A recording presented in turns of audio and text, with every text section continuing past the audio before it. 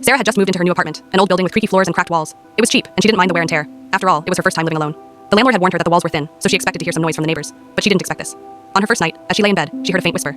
At first, she thought it was someone in the next apartment, their voice muffled by the old walls. But as the minutes passed, the whisper didn't fade. It grew louder, closer. Sarah sat up, listening intently. The words were unclear, but the tone was unmistakable, pleading, desperate. She pressed her ear against the wall, heart racing. "Help me," it whispered, chilling her to the bone. The next morning, she asked her neighbors if they'd heard anything strange. They all shook their heads, giving her odd looks. She brushed it off as her imagination, or maybe a radio someone had left on. That night, the whisper returned. This time, it was clearer. "Please, help me." Sarah's heart pounded as she searched the apartment. There was no one there, but the whisper seemed to follow her, moving from wall to wall. She ran her hands over the walls, trying to find the source. Suddenly, her hand hit something, a soft spot in the plaster. Her breath caught in her throat. The whisper was louder now, almost a moan. Panicking, she grabbed a hammer and started chipping away at the wall. As the plaster crumbled, the whisper turned into a scream.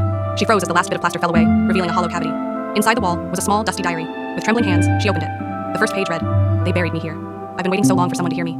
Sarah's heart stopped as she felt a cold breath on her neck. The whisper was no longer coming from the walls. It was right behind her.